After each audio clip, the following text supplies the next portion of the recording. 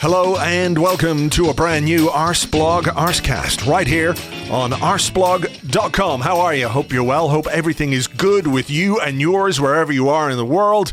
I hope you're happy and safe and healthy and all of those things which sometimes we take for granted, but perhaps we shouldn't. It has been an introspective and difficult week for Arsenal. Let's face it, we lost to Crystal Palace on Monday night. A bit of a shock because things have been going so well. Perhaps the kind of result, the kind of performance that makes you remember nothing is done and dusted yet. There's still a lot to do, still a lot of work to undergo. And of course, that work is made a lot more difficult now with the news that Kieran Tierney is out for the rest of the season because he's got to have surgery on a knee problem. What an amazingly upbeat start to the podcast this is. I've got everybody in like the best, cheeriest mood that they could possibly be in. I apologize, but this is what happens. You see, I sit at my desk, I pull the microphone close, not here, but right here. I press record on the software that I use and I just start talking and stuff comes out, and then, I just thought I'd talk about the week that was, but in many ways I'm a slave to what's happening. I can't just sort of say everything's amazing, and I haven't even mentioned the fact that Thomas Partey could be injured for a while as well. Look, this is the reality. This is what happens when you get to this part of the season. Injuries become more impactful. Like something vaguely serious can be a season ender, which of course is a little bit different in April than it is in October. But those words, season ending, season ender, out for the season, they're never any good whenever you get them. But those are things that we are going to have to deal with between now and May. When is the final game of the season? May 23rd, I think it is. I should know this because, of course, I'm going to be there. It'll be my first Arsenal match in a long time. And actually, you have got a chance to watch that game with me and with the guys from the Arsenal Vision podcast in a box at the Emirates, where hopefully, fingers crossed, we can end the season well and, of course, put the final nail in Frank Lampard's managerial coffin. That would be something. If you want details of how to do that, you can visit arsenalvisionpodcast.com. If you donate to their fundraiser, which is raising funds for the Arsenal Foundation, who are raising funds for Save the Children, you automatically get entered into a sweepstakes, and every £5 or every €5, I think it is, that you donate gives you an extra chance to be part of that. So you could watch Arsenal versus Everton on the final day, May 22nd, and hopefully it will be a good day, and it's a great cause to support. And just to remind you as well, that this month we are donating every single penny from our Patreon revenue. Every single penny that we get on Patreon is going to be donated to UNICEF, which helps children around the world who are affected by conflict and war in Afghanistan, in Syria, in Yemen, in Gaza, all over the world.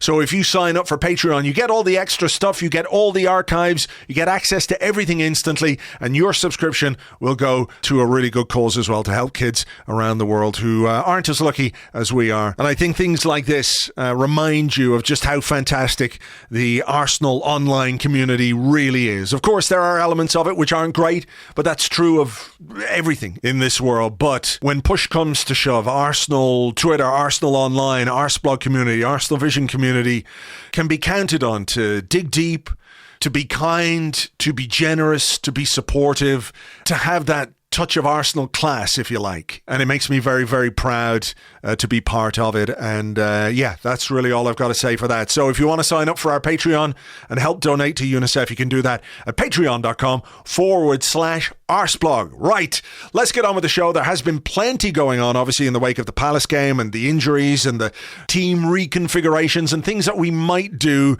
to make sure that this Palace game doesn't resonate and we get back on track quickly at the weekend. With me to talk about all that from goal.com, it's Charles Watts. Hi, Charles. Hey, Andrew. How you doing, mate? I'm not too bad, thanks. We've had a few days to sort of decompress a bit about the Palace game on Monday night.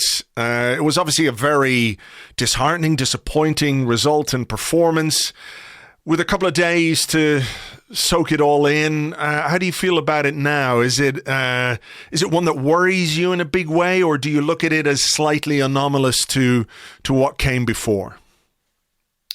It's a tough one. It's honestly the fallout from it worries me more than the actual performance stroke result in terms of what it means over the sort of longer term, over the run-in. Just the injuries, I think, are a real issue. Losing Tierney and potentially Partey. We don't know the extent of Partey's yet, but I can't imagine it's going to be a quick fix with Partey. We've seen with Tomiyasu's injury, which is a thigh injury, same as Partey. And we saw what happened with Partey last time. You're looking at potentially 6 weeks. And if that's the case again, then that's a real problem. And Tierney definitely is a problem. So I think that's what worries me more. Like, it was a bad performance. There's no doubt about it. You can't shirk that. Arsenal started badly. Palace were very good, to be fair to them. And it was just a really bad night. Everything that could have gone wrong kind of did go wrong in that first half. Bringing Tavares in, him having another shocker. The injury to Partey in the second half. The fact that Arsenal had chances to get back in the game and just couldn't finish them in the second half as well, because they did have big chances. It was just a really bad night all around. And it was worrying, but I think sometimes you've got to take a little step back as well. Arsenal had won 5 away games in a row in the Premier League going into that game. So it's not like, it's coming. I think that's maybe why we've all been so shocked by it, because I don't think any of us expected the performance more than the result. I mean, you looked at that game and you thought, didn't you, that could be a banana skin. It was more the performance that was the shock, wasn't it? It was like we haven't seen Arsenal beaten like that and played that badly for a long time. So I think that was the main thing. That's it, because it was really interesting to hear Mikel Arteta speak afterwards about, like, we talked right before the game about how you have to compete, how you have to be at the level physically to earn the right to play against Crystal Palace and everything else. And I have to say, on the night, I find it a little bit hard with this Arsenal team, because, like, when it's good, I'm almost all in on, like, how good it can be. And when it's bad, I feel like the darkness is closing in again and everything is, you know what I mean? And I'm trying to sort of temper my reaction to things. And certainly when the final whistle went on Monday night, I was like, oh, this is bad. This is really bad. And then having watched the game again a bit and having looked at it and looked at certain aspects of the game, like it was still bad. Individually and collectively, Arsenal were really bad, but it was far removed from what we've seen in recent weeks from Arsenal. I also think that when Palace go 2-0 up, it's not as if we're consistently under the hammer or anything like that. We played some good football late in the second half, and I know that the game state played a part in that. Palace are sitting off and they're 3-0 up at that point, and like they can just invite us on but there was some good combination play and things like that. So I'm trying to lean in more to the idea that this is something that can happen to any team. As we saw, Chelsea get beaten by Brentford. There are shocks in the Premier League week after week, season after season. There are results and performances like this. So I'm trying to maintain some level of chill, even if Arsenal don't always make that easy. Yeah, and I think that's the right sort of way to see it, because I think, like I said, I think the reason we're shocked is that we haven't been one of those teams that have been on the end of a shock result for a long time, really. We've been going to these games that a lot of us have probably been looking at and thinking, oh, God, it's a banana skin here. Like Aston Villa away, for example. I was looking at that game for a long time and I was convinced Arsenal were going to drop points, and they didn't. They ground it out. It was a really good win. And I think that's why this is the first time it's happened to Arsenal for a while, that it's suddenly been like, oh, no. And like you said, darkness is closing in. Because when one happens, the first thing we think about as Arsenal at the moment is like, oh, no, that's it. Game over. Top 4 done. We're not going to win for the rest of the season. And, I think Saturday's massive. Getting back straight away to winning ways is so crucial. They can't afford for this to suddenly spiral into a 2, 3, 4 game run. It has to be straight back on it on Saturday, get 3 points, and then, try and go again. The response is going to be really, really key. And like you said, it was the first half was dreadful. The second half was much better. And, it had Smith Rowe scored, which he should have done on, I think that was about 55 minutes. Had Odegaard scored, which he should have done on 60 minutes. You suddenly got half an hour there with you're only 2-1 down and you got your tails up. But like I said, everything went wrong. They couldn't finish. They were really, really simple chances that they should have scored. And then you're back in the game. And, the third goal, Partey gets injured. If he's not injured, they don't score that goal because he doesn't do what he doesn't lose the ball. We can't track back. And again, it's just another example where everything possibly that could have gone wrong did go wrong in that game, and Arsenal got punished for it. So it was a bad night. It was a very bad night, and I'm not surprised at the reaction that the defeat has caused, certainly on social media. But I think we've got to. You do have to take a little bit of a step back and think, look, it's not been that bad for a long time. Yeah. let's just focus on Saturday now and get back to winning ways, because it's, Arsenal are still in a decent position. It's not like the top 4 race is done and dusted. Far from it. They're still in a good position. It's still in their own hands. So it's how they respond now, which is going to be the crucial thing. I mean, one of the things that struck me about this season is that we have, and maybe under the entire reign of Mikel Arteta, reign is maybe the wrong word, but during Mikel Arteta's time at Arsenal, is having to deal with periods of adversity. Where we all remember that terrible run in the previous season where we went from November or whatever it was, there was like 8 games with 1 win, something like that in the Premier League, which caused a big problem. But after that, they responded and they finished the season quite well, not in terms of league position. We lost the first 3 games of this season and it was mayhem and everyone was like fearing the absolute worst. And we went on another decent run and we had then a little blip. I think there was a draw with Palace, a draw with Brighton, if you want to call that a blip. Maybe results that weren't quite as good as you would expect against those teams, but we responded. There was the Man United defeat, the Everton defeat. Quite how we lost to Everton remains one of the great mysteries of all time. I mean, obviously, the fact that Everton were allowed to stand on the faces of our players played a bit of a part in that. But again, we responded to that. So I think one of the things that I'm hopeful about is that when we have these periods, which aren't great, the recovery is much quicker than it used to be. Like, we're able to compartmentalize the difficult moments much better. And hopefully on the training ground this week, Mikel Arteta will be saying to his players, look, you've got a home game against Brighton. It's going to be tough. Like every game is going to be tough. We've got to put this one behind us. If he's not letting them get carried away with win after win, away win after away win, he's not going to let them or let a bad result or a bad performance against Crystal Palace fester within the squad, is he?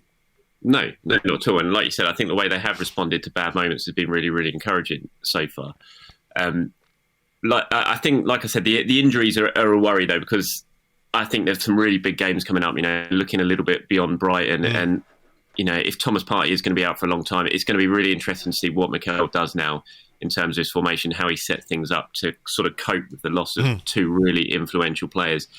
I mean, the Tierney one should be a relatively simple thing, but unfortunately it's happened at a time when Nuno Tavares is pretty much on the floor when it comes to confidence and form.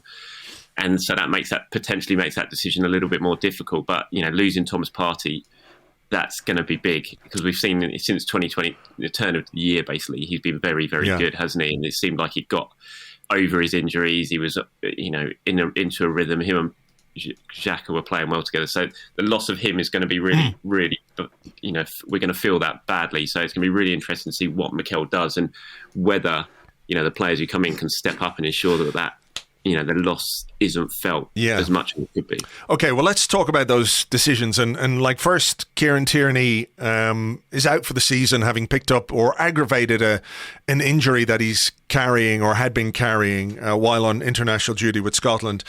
I mean, I've seen people talk about how maybe, if he was injured, Tierney should have said to Scotland, look, I can't play for 2 games, can't play 90 minutes in 2 games. But basically every player, or most players, are carrying some kind of ache or strain, aren't they, throughout a season? A little niggle, little ankle strain, little muscle strain, soreness here, there and everywhere because of the, just the demands, the physical demands of top flight football. It's very rare to be 100% fit 100% of the season.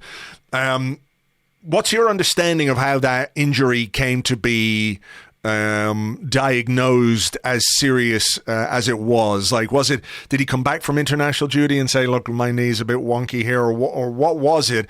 Were Arsenal aware that he had a knee problem going away with Scotland?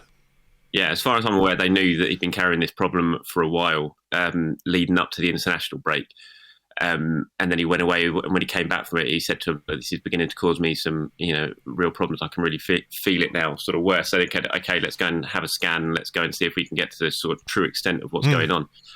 And that's when it was kind of discovered, and they sort of all got together and thought, look, you're going to do a lot more harm than good if you sort of carry on with this now. We're going to have to take action, and you're going to have to go under the knife and get it fixed. And, speaking to people at Arsenal, there certainly doesn't appear to be any sort of fume at what Scotland have done.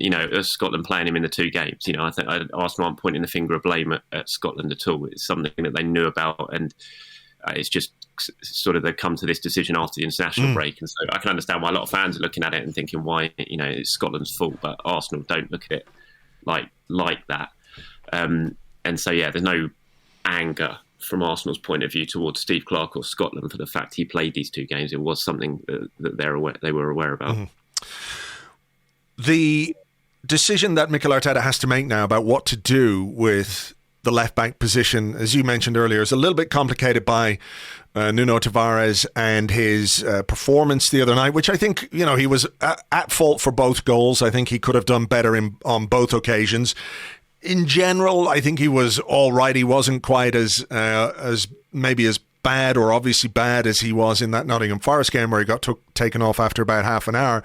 And even that night, I don't think he was quite as bad as it was reported in some places. But it is an issue for Mikel Arteta and how he deals with the absence of a senior player like Kieran Tierney, because we had this last season, and what he did was move Granit Xhaka to left back, and it meant sort of reconfiguring his team in a way, or trying to move many pieces around to solve one particular issue. Like, I think, and people are probably bored of me saying this, but I think last season there was a very obvious one-piece solution, which was Bukayo Saka at left-back. You bring in Nicolas Pepe into the team to play on the right, and it's not as disruptive to the team. This season we have an obvious replacement for Kieran Tierney, and that is Nuno Tavares.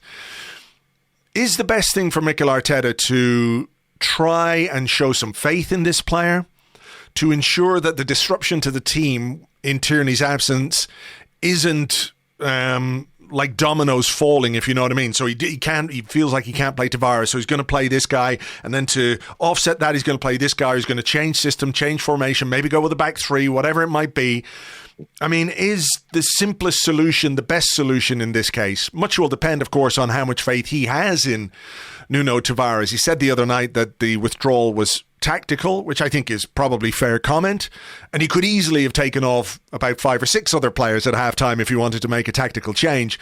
But sometimes the way that you deal with a player's poor performance, you say it's tactical, he's playing badly, he comes off, that's tactical in a way, so you say that publicly so it doesn't look too bad for the player. I mean, how do you view this one, particularly given it's a home game, it's against Brighton, all due respect, etc., etc. This is not like playing Tavares going into a game at Stamford Bridge or North London Derby at White Hart Lane, whatever it might be. This is a chance maybe for not quite redemption, but to build his confidence up and maybe see if we can get him back to the level that he did show at times earlier in this season, where he did look quite a promising player. Yeah, I think you play Tavares, absolutely.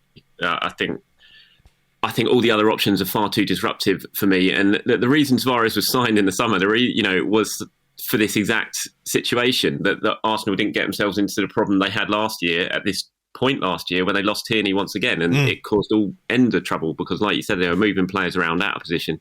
So they went into the summer with a clear agenda in the transfer market of signing a replacement for Kieran Tierney. They've got one. Tierney's injured, so surely now you play him. Yes, he's had a bad couple of games, there's no doubt about it. But we saw at the start of the season that he was a decent player. I mean, he was keeping Tierney out of the team initially with his performances, and then obviously he had a tough game at Liverpool, wasn't it? And then Old Trafford, and Tierney came back in, which was the right time to bring Tierney in. But Tavares showed that he can be a handful for teams, certainly at the Emirates when Arsenal were playing on the front foot. So I think you stick with him. Yes, his confidence will be low, but I think if you're basically not playing him now when Tierney's injured, then what sort of message is that sending out to the player himself? And you look at all the other options. I mean, playing Saka at left back now has to be the furthest away option. Literally has to be the last option for me, because you're playing with a central striker who offers no goal threat whatsoever anyway. So you can't move your top scorer out of the attacking, out of the final third.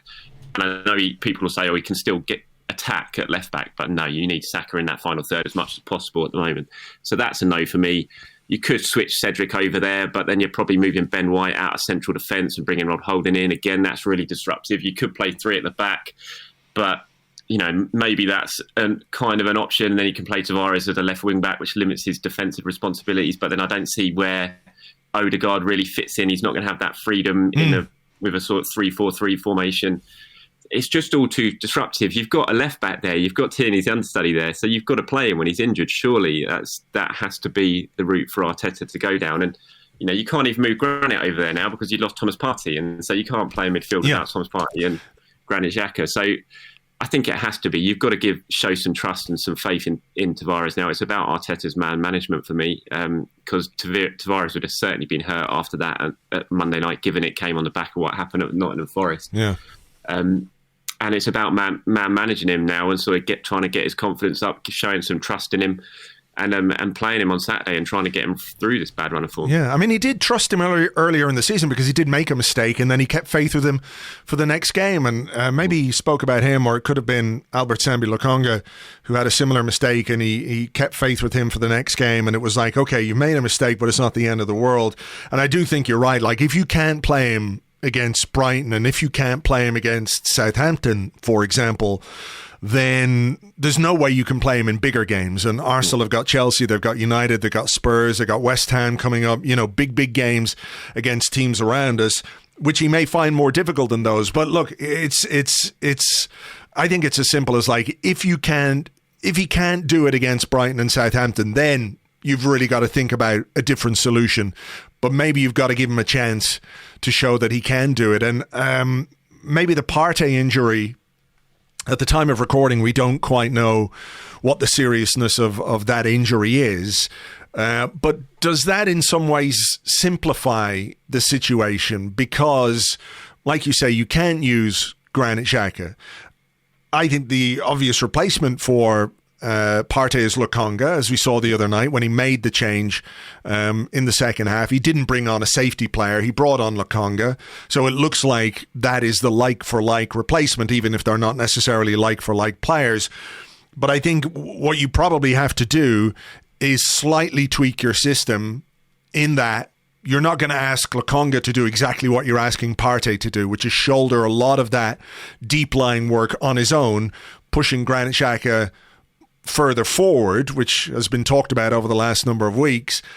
You're probably going to have to move Granit Xhaka back in midfield a little bit to support Lokonga, but also maybe to offer a bit more protection and some support to Tavares as well. So while the Partey injury is obviously a big blow, it kind of, at least for these next two games, simplifies the decision-making process for Mikel Arteta when it comes to his team selection. Yeah, absolutely. And I'd be really disappointed if I turned up on Saturday and El Nenny's starting in midfield. I think you've got to go with Sambi for this one. I thought he played well, Sambi, at the start of the season, and he certainly played a lot more minutes than Arsenal were sort of expecting or had planned for him at the start, after they wanted to give him time to sort of settle in and adjust. And he kind of got thrown straight in because of what was going on with Thomas Partey. He's been taken outside for a fair while now, but he's had a lot of time to get used to things and, work on the training ground. And, he's a good player, Sambi. You kind of look at his stats as well. And, what he did in the start of the season, it ranks pretty highly. He wins the ball back. He's quite good in the final third. He's got a decent final pass on him. And I think you absolutely do that. You move, like you said, Granit just drops into that deep line midfield role that Thomas has been playing in.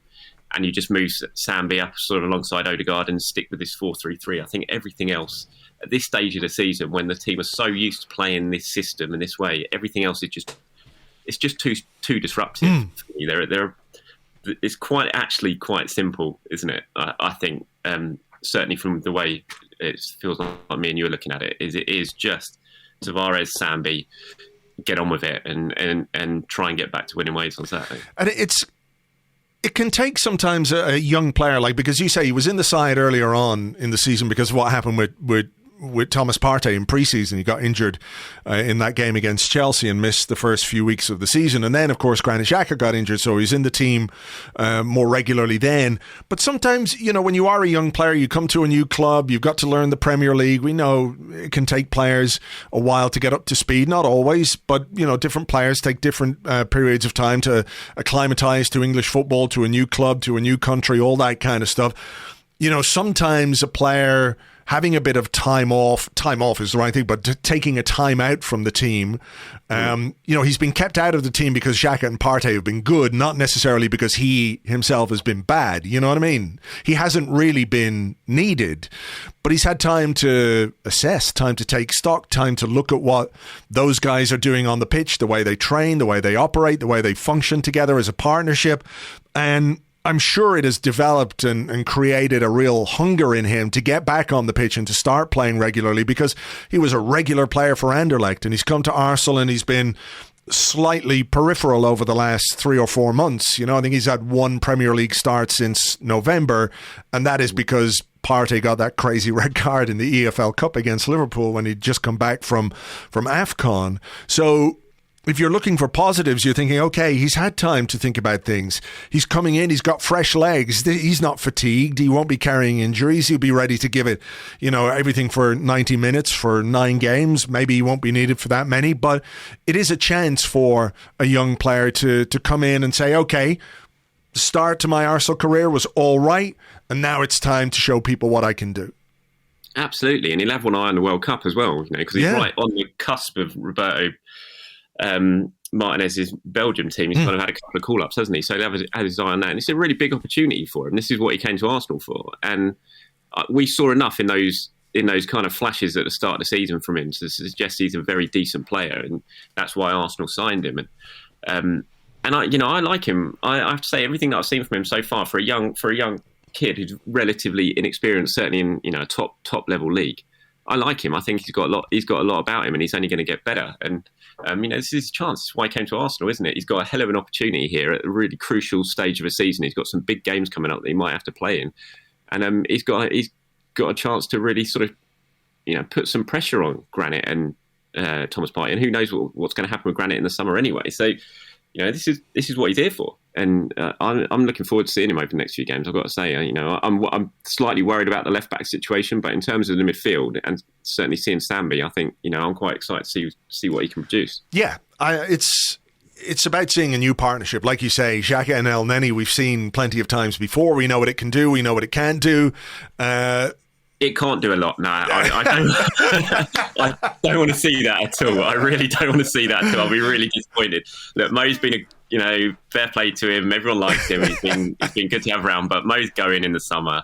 Yeah. For the last 9 games now, we are not seeing Granit and Mo El Neni in midfield. No.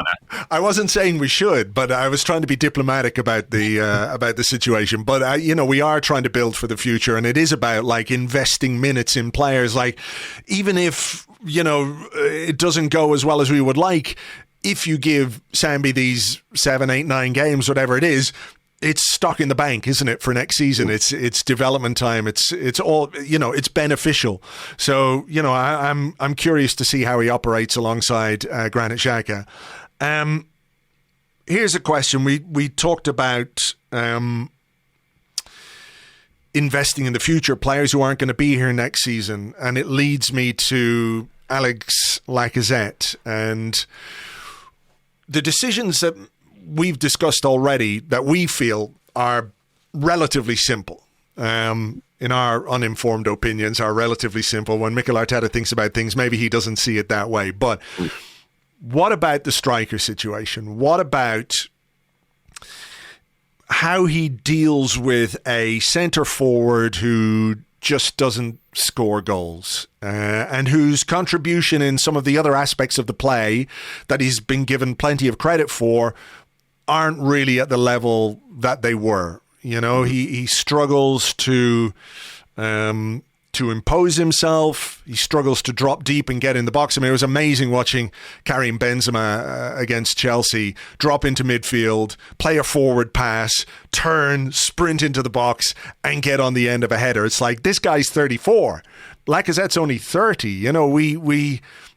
We probably should expect more from a centre forward than we're getting from him. But of course, the situation is complicated by lack of options or perceived lack of options. I think in normal circumstances, a striker who hasn't scored a goal from open play in over 4 months doesn't get picked.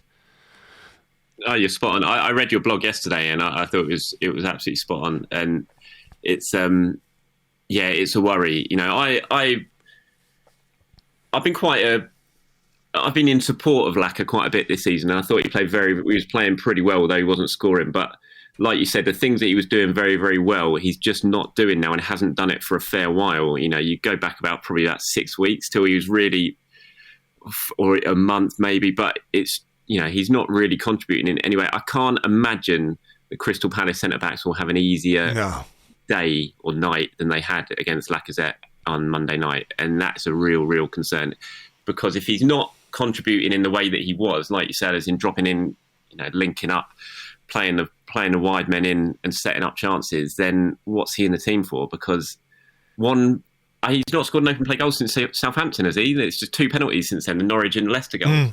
Although you could technically say he scored against Wolves, but I was happy to give him credit for that because he was there and he forced the error and everything else. He did, yeah. But it is a concern, and like you said, in any other area of the pitch, on any other player, maybe if it's not captain, you're looking at what he's producing and you're thinking you've got no right to be in the team because you're not doing it. No goals in whatever it is from open play in 4 months. I mean, it's just not good enough, and there is a lack of options. I know, I accept that, but I'd be very, very tempted if I was Arteta to try something a little bit different with the forwards on Saturday, because you just can't persist with absolutely no goal threat in the central areas. Surely you just can't keep going. You've got to try something different. I mean, this is Arsenal's decision, and I'm not going to have a go at the whole Aubameyang situation. I think Arsenal are right to do what they did in January. I thought they got to the point where it had to be done.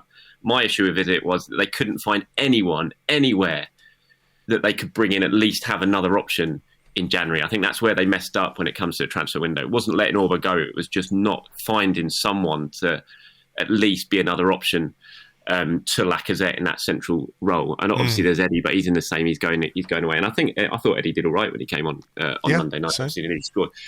And so you've got to try something. If it's Martinelli as a central striker, if it's just starting Eddie, which Arteta has done before, I don't think if you can just continue to play Lacazette just because he's Lacazette if he's not producing. And it is a big, big concern. And I think we all thought it in January, didn't we, when Orba went and no one came in, and you kind of looked at who you were going to be up against in the race for the top four.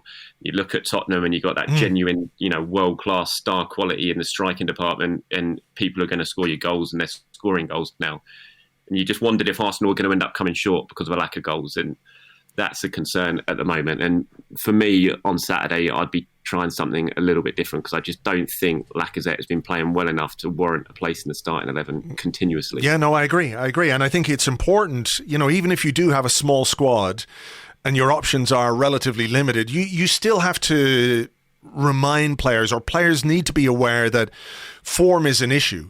Form is what dictates your place in the team. Like if it was Saka who wasn't playing well, or Smith Rowe wasn't playing well, or Partey wasn't playing well. I know none of them played particularly well the other night, but what they have is, a track record of months of good performances behind them. And it's not to say Lacazette hasn't contributed. Of course he has. But it's the most important part of his job, which is getting in the box, making runs, taking shots, scoring goals. He's just really not doing that, in any effective way at this moment in time. And look, if you make a change, it doesn't have to be permanent. It doesn't mean he can't start. It doesn't mean he can't come off the bench. It doesn't mean he doesn't have a part to play. But I do really think that when teams are looking at Arsenal right now, they kind of know what we're going to do. Mm-hmm. And that's, as James said on the Arsecast Extra on Monday, that's not necessarily a bad thing if what you do is so devastating and effective that even when the opposition know, they can't do anything about it.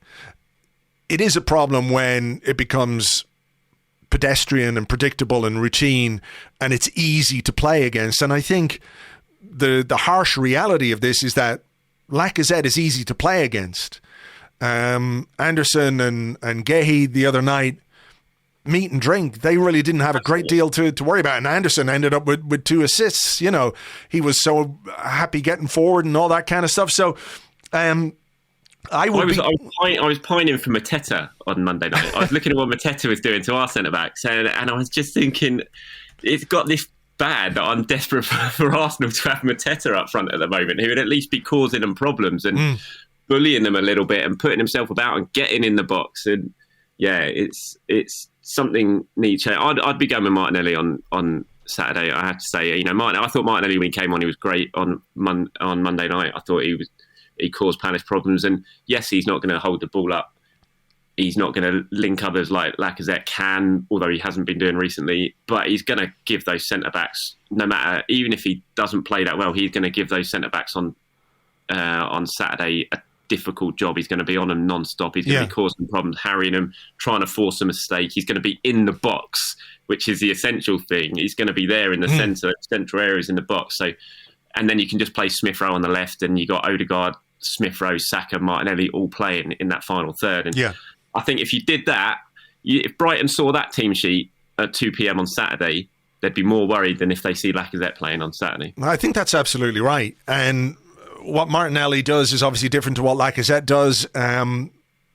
The movement, though, and the harrying and the hassling and the hard time that he might give those central defenders, plus the ability to run in behind, which Lacazette doesn't have. I mean, I think the tactic was, and it did work occasionally, was that Lacazette would drop deep, pull a central defender with him, and then somebody else can run in behind, as we saw, let's say, with Martinelli a few times, maybe in that Leeds game in particular.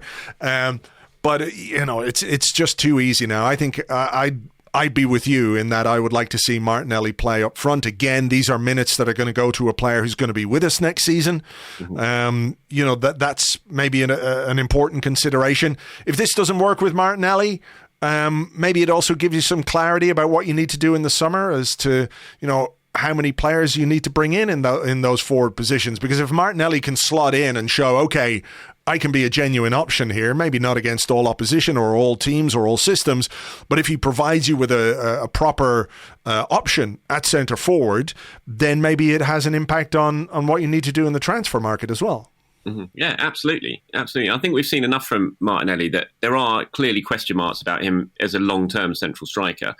But, the odd game there, he can cause problems. And I think he needs to work on his end product a little bit. There's no doubt about it. But, he can score goals, and he's just going to give defenders a problem. We know that. No matter where he plays on the pitch, left wing, right wing, centre forward, defenders will hate playing against him. And he does offer you that run-in behind option, which Arsenal just do not have at the moment. And yeah, I'm with you. I think on Saturday that's the way to go. To be honest, I don't think he'll do it. I think it will be Lacazette, but it would certainly be the option that I would go for. Do you think people will say, look, with Partey injured, and he's a senior player, I mean, I think one of the aspects that we haven't really discussed about Thomas Partey is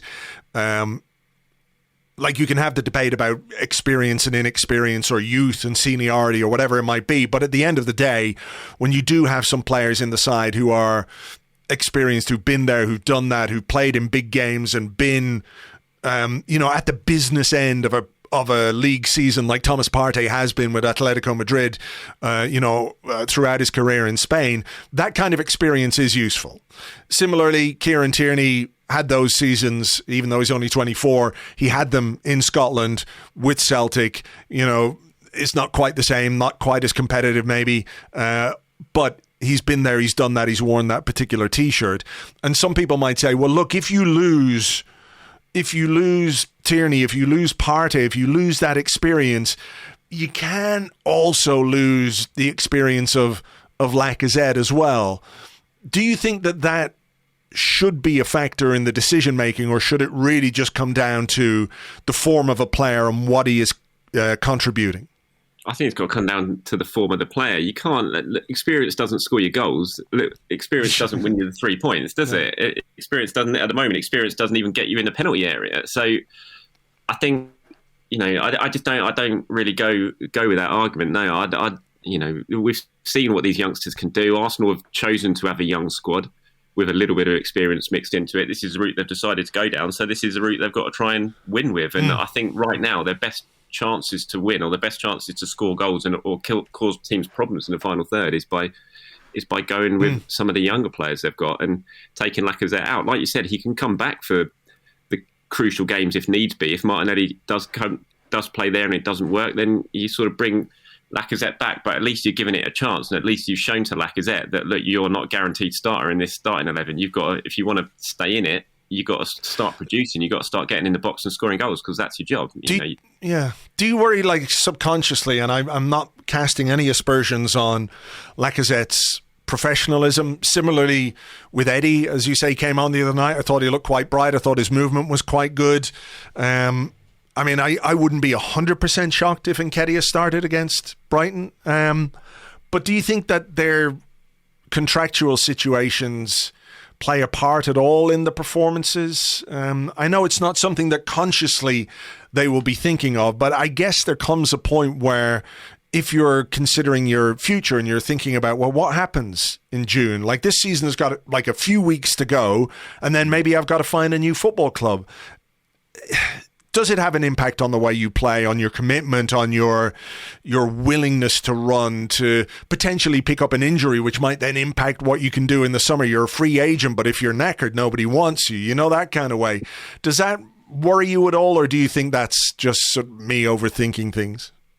I don't know. I mean, it's tough for me to answer because I'm not in that situation of having to play for a professional contract, but I don't think so. I haven't seen, Lacazette. It doesn't. I'm not watching him in the last few weeks thinking he's down tools. I'm just looking at him thinking he's just not very good at the moment. He's just not on form. He's not, and maybe teams have worked him out a little bit, like you said before, in that sort of run over Christmas and the start of January, and he was dropping into that hole, and everyone was sort of running off him, and he was doing the flicks around the corner. I think teams have kind of worked that out a little bit, as that's how Arsenal are playing, and that's probably why we're seeing, the effect he's having on matches has been limited.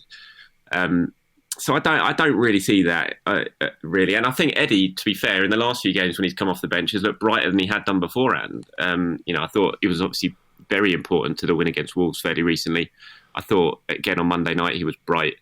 Could have scored, really unlucky to score. Don't know. Eddie scoring from 30 yards, that's the absolute end of the world stuff. I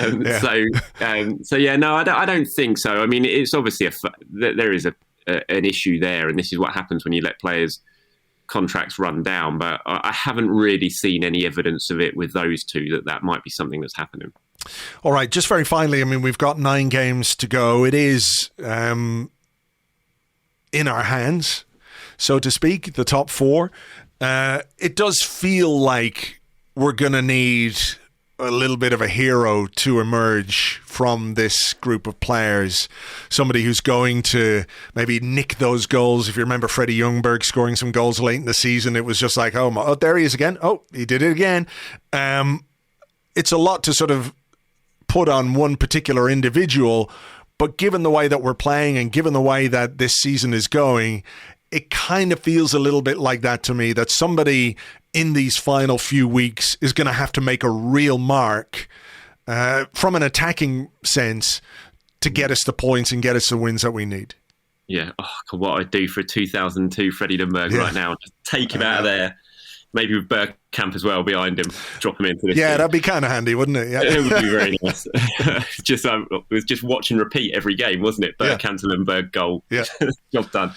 I mean, someone's going to have to step up. I was hoping that Lacazette was going to be that man. I have to admit, when I was sort of looking at him thinking, can he be the hero before he leaves in the summer? Can he just get 5 or 6 goals? Clearly doesn't look like that's going to be the case. And you have to look at Saka, really, for me. I mean, he's the guy who's kind of done it so far. He's top scorer at the moment.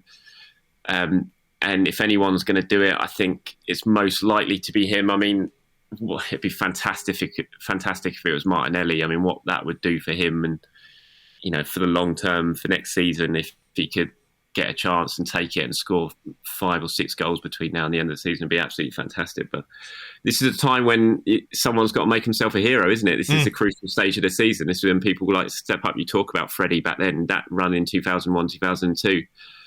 He just took it on by himself, and so many games that were tight. It was him. I'll never forget the West Ham game that towards the end of that season when at Highbury, and it was 2-0 in the end. Him and Kanu scored, and Arsenal played really badly that night. And I think Canute had scored one that wasn't given. Like Cole had cleared it off the line. It was miles over the line, and the referee didn't give it. And Arsenal could have lost that game. And then out of nowhere, Freddie stepped up, won that game. He did it at Bolton soon after, and he made himself a hero, and he's a hero forevermore at Arsenal, basically, because of that, what he did towards the end of that season. And someone's got to try and do that. And unfortunately, we haven't. Freddie Lumbos don't grow on trees, but there are players who can score goals in this team. They've showed it this season, and hopefully one of them can step up, because it's some really big games coming up. I feel like we're overdue a Pepe contribution this season. I know he's been on the bench a great deal, and his substitute appearances have ranged in quality, it's fair to say, in the last few weeks. He was very, very good when he came on against Wolves, and pretty poor when he came on against Aston Villa. But if you're looking for somebody who is capable of influencing a game in the final third, producing something a bit special, I mean, he's got it, doesn't he? Well, there's an argument he's the best finisher at the club, really. And the way he ended last season, if he could do that again this season, it'd be absolutely fantastic. But I thought he was a big miss on Monday night. I think he would have definitely been on fairly early on if he had been. And there's an argument. I've seen people say it. And I don't think Pepe's a central striker by any means. And I've kind of thought to myself at times, that can't be an option. But then I saw someone saying it the other day. I can't remember where it was. And it was like, if Pepe had started every game that Lacazette started since the turn of the year as a central striker, it would be a very safe bet that he'd have scored more than 2 penalties in that time. He would have been scoring goals in open play. And so, I mean, he is potentially an option there, as much as it doesn't really fit it, and he is more of a wide player. He would score goals, you would think, if Pepe got the chances on the starts that Lacazette has been getting. Pepe would score. So, does Arteta trust him? That's the big thing. And you have to look at it right now and think, he doesn't really trust him, and that's the issue there. He doesn't trust him. Certainly, he doesn't trust him from a defensive point of view, because when he came on against Villa a few weeks ago, like within minutes, Arteta was screaming at him from the sidelines because whatever instructions he'd been given were not being carried out. But where Pepe is most effective is in the box, or certainly around the box. You can think of a number of goals that he scored at the near post, for example, by making that kind of run and being there for the cutback.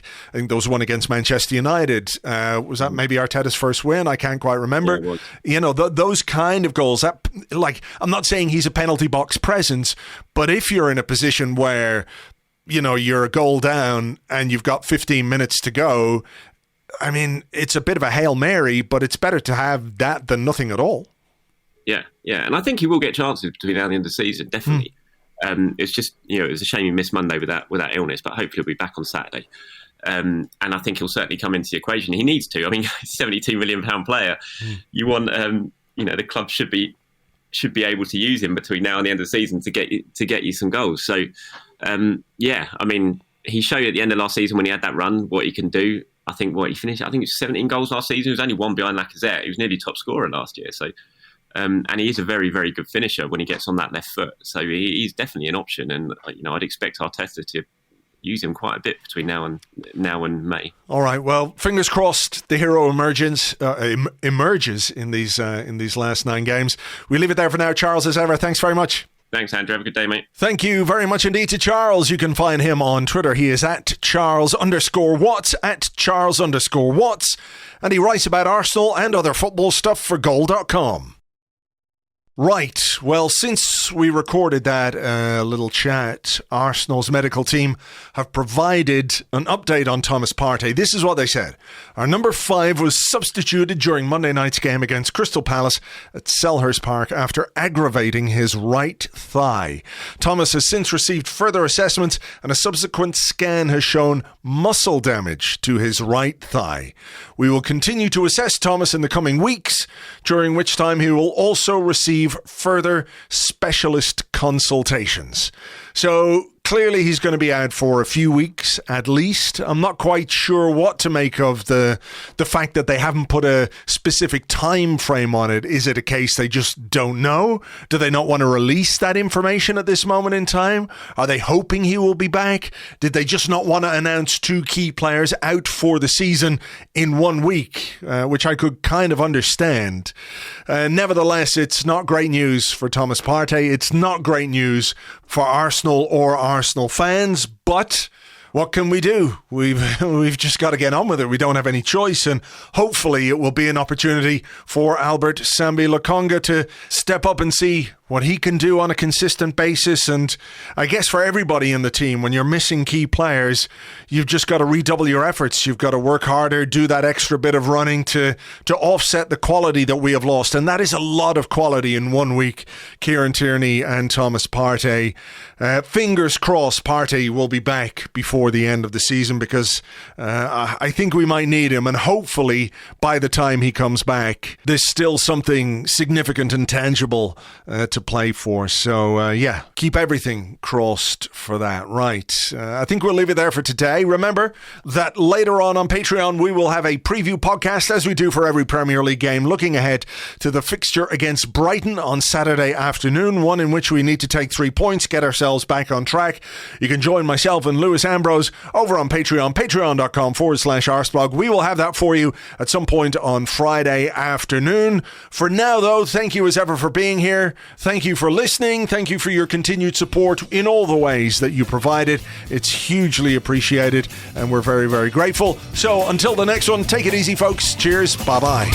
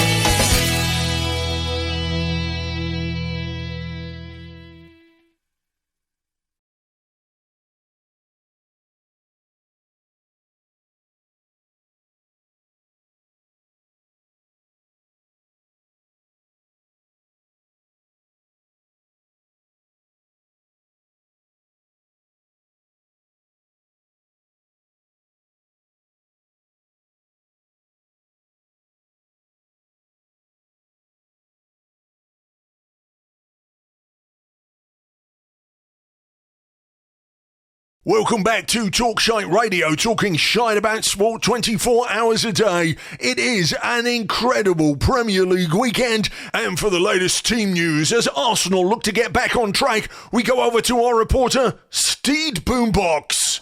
It is shaping up to be a very difficult day for Mikel Arteta and his men, rocked by injury news this week to Kieran Tierney and Thomas Partey, both of whom are out for the season, as are Aaron Ramsdale, Takahiro Tomiyasu, Ben White, Rob Holding, Mohamed El Neni, Nicolas Pepe and Alexandre Lacazette, while Granit Xhaka has been suspended for 3 games for not being sent off, with referees absolutely convinced he did something to warrant a red card, but they couldn't see it, so he's been accused of dark magic. Nevertheless, there is some good news for Arsenal fans. Out of retirement today to take a place in midfield comes inanimate Carbon Rod. We can already see the In Rod We Trust banners in the away end here, and Mikel Arteta will be hoping he can bring some of his world-renowned to the Gunners today. Back to you in studio. Steve Boombox reporting live from Crovers Park, right here on Talk Shite Radio, talking shite about sport 24 hours a day. We are going to take a commercial break. When we return, Matt Letizia is in studio to tell us why Lord Lucan assassinated JFK, and more stories from his new book, Jet Fuel Can't Melt Steel Beams. Talk Shite Radio, talking shite about sport 24 hours a day. 24 hours a day.